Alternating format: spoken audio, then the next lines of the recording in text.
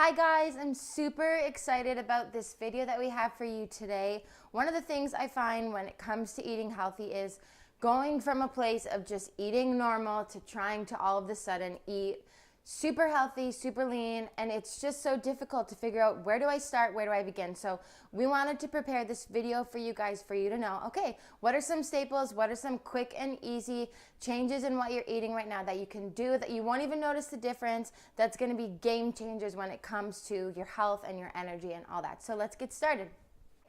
Okay guys, first step is coconut oil. It's filled with caprylic acid, which is an antimicrobial, fights against bacteria, fights against disease. You want this in your diet. So on a low heat, cook with coconut oil, or you can be super hardcore, take a tablespoon, pull it in your mouth, swish it around and swallow it. It's gonna be a game changer.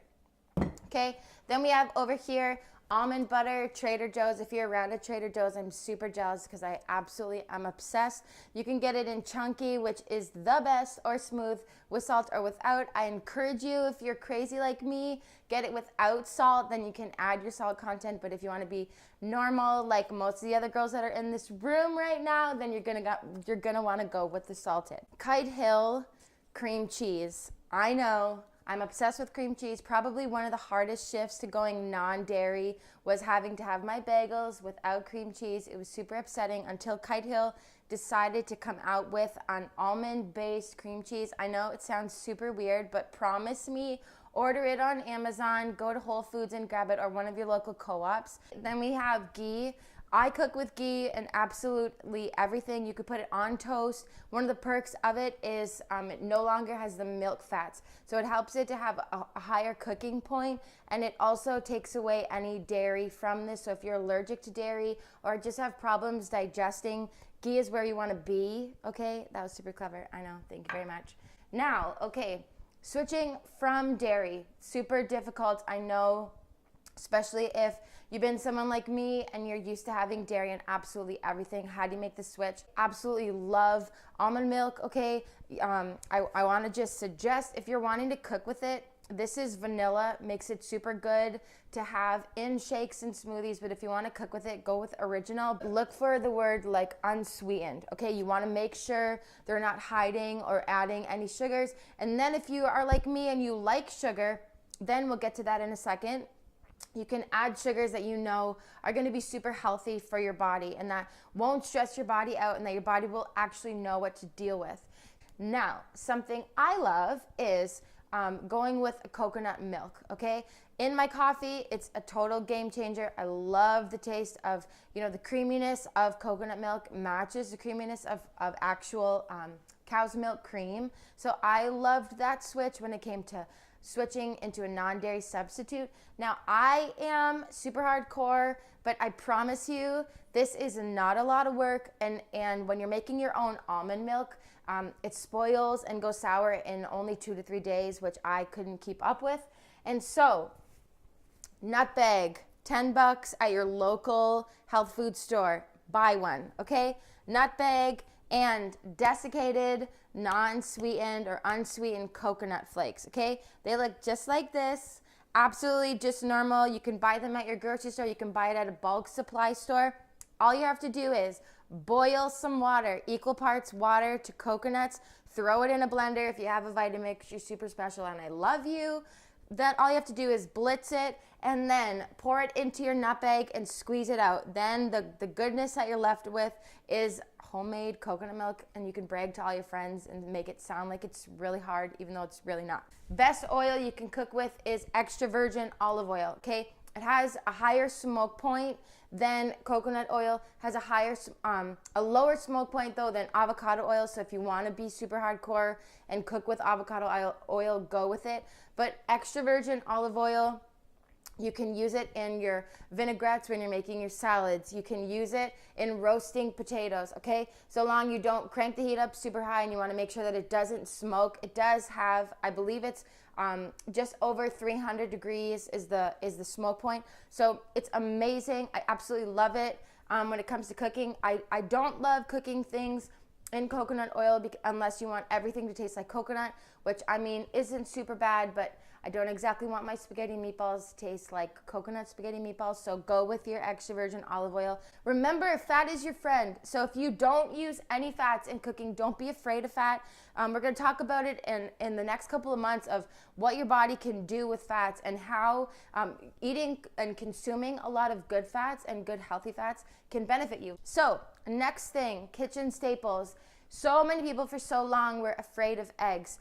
One of the most beautiful things, I wish I could crack this for you and show you, is the cholesterol in the yolk balances out the cholesterol in the white. So please eat the whole egg. Don't waste that deliciously yellow yolk. Your body needs the cholesterol both in the white and the yolk. So go on with your good self.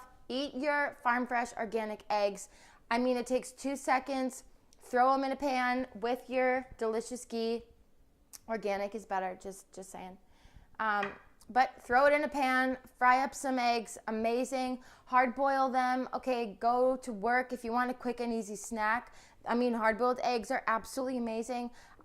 It's just a really good, it's really easy. That's sort of what I want to show you is some of these things are you just go to your grocery store and grab them. But if you get in the habit of pulling on some of these quick and easy snacks, eating healthy is so easy. And more than that, you give your body the energy that you need for right now. So many people go hours without eating because they don't know what to eat. And so your body operates at a lower level. But I promise you, if you make some of these little adjustments and stock your pantry, it's just gonna be really easy. Capital L-O-V-E. Larabars, only 2 to 3 ingredients. Absolutely love it. Okay, I try and stay away from the ones with the chocolate in them, although if that's your thing, go on with your good self. RX bars, I love the coconut chocolate. There's a whole bunch of flavors, fruity ones, chocolatey ones. I stay clear of just a short mention when it comes to your bars, when it comes to kitchen staples, try and steer clear of peanuts. Okay, peanuts are just something that your body doesn't really know what to do with. I know people really got into the fact that they're really super high in protein, but if your body has any SIBO or any overgrowth of things that shouldn't exist, peanuts are something that you really want to steer clear of. Iodized salt, we hate it. It's terrifying. When I look at it, I want to run away. I know I'm really dramatic, but it's true. So what do? Is salt evil? No, your body needs salt, especially first thing in the morning, post-workout, you need your electrolytes. So please don't be one of those people that forgets to salt your eggs, okay? Grab a shaker. It's probably $15 at your Walmart. Go to a bulk supply store.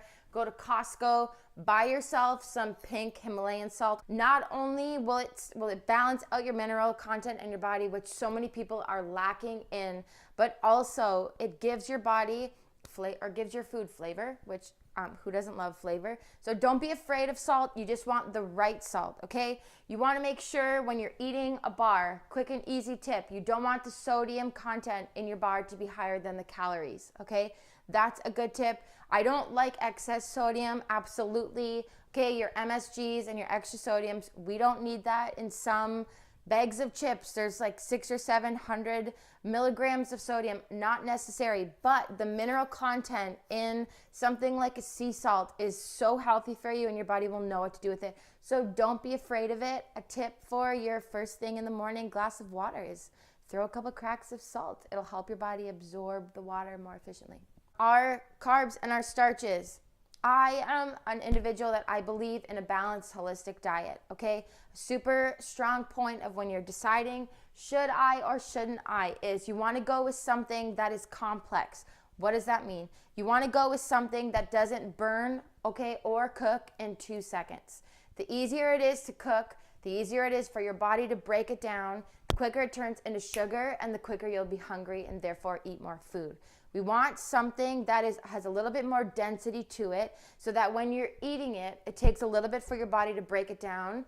Okay, adding fats to your grains is going to help it break down slower, but we still want the complexity of our grains to be super high. So something like a whole grain basmati rice, it's going to take you maybe 5 or 6 more minutes to cook than just a white basmati rice, but it's going to take longer for it to digest, and it's going to sit with you longer so that the energy that it gives you Maybe the calories are a little bit higher, but you're not afraid of those calories because your body can burn them in breaking them down.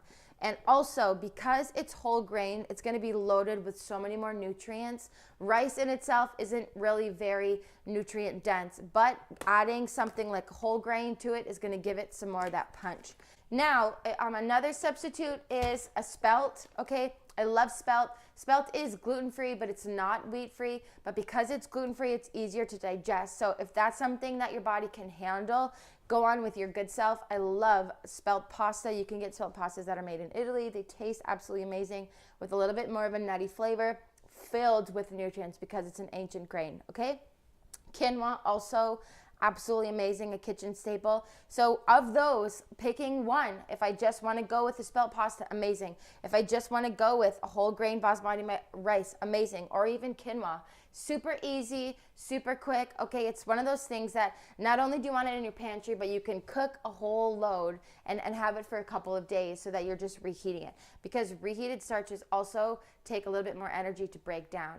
So it lowers the glycemic index. So that's a fun fact. Okay, now bread. What should I eat? Ezekiel bread tastes like cardboard. I've done it for a really long time because I believe in sprouted grains because they're already pre-broken down and I love that. But another option, if you want to just branch out from Ezekiel toast, is a sourdough, okay? One of the things that I strongly suggest is find a local bakery. Support something local and get their bread, okay? Something that I love about sourdough is it's pretty much pre-fermented, similar to the sprouting process where instead of just the wheat berries being pre-fermented, the entire lump of dough and flour is pre-fermented, which breaks down the wheat grains and causes all of the vitamins and minerals to be exposed. Therefore, not only is it easier to digest, but all of the nutrient density is readily available, so we love that. What do I do when I need to add flour to a recipe? What do I do if I want to make homemade chocolate chip cookies? Do I have to use all-purpose flour? The answer is no. Get super creative with our, just you can mix your own, you could buy your own. I'm one of the fans of mixing my own, so I'm a fan of gluten-free, but I'm not a fan of using your simple white rice flours that really burn up in the same capacity that your all-purpose flour will. So I go with making myself a paleo gluten-free blend, which I love because it's all ingredients that I really know. So we have equal parts almond flour, almond meal, okay, and coconut flour, which gives it, honestly, you'll have the most moist chocolate chip cookies you've ever made in your entire life. And then a quarter of that will be tapioca starch.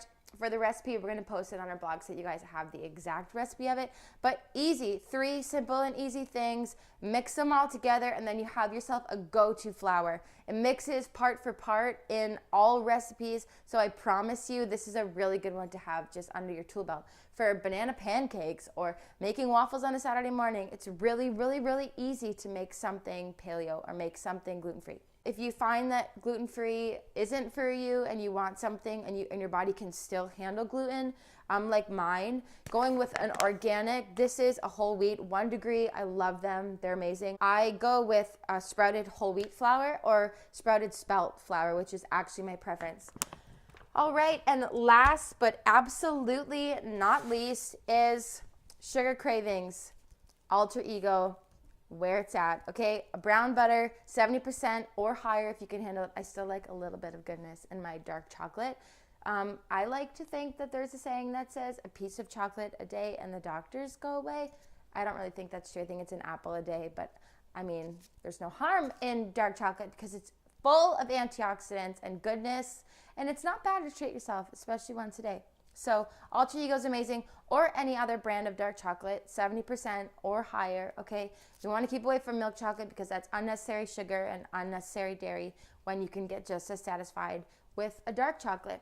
I know so many people who've tried to make the switch to dark chocolate, and at first it's weird, absolutely, but what we're going for is bringing your palate down to a place of health, where you begin to get used to and assimilate yourself to the flavors of real food.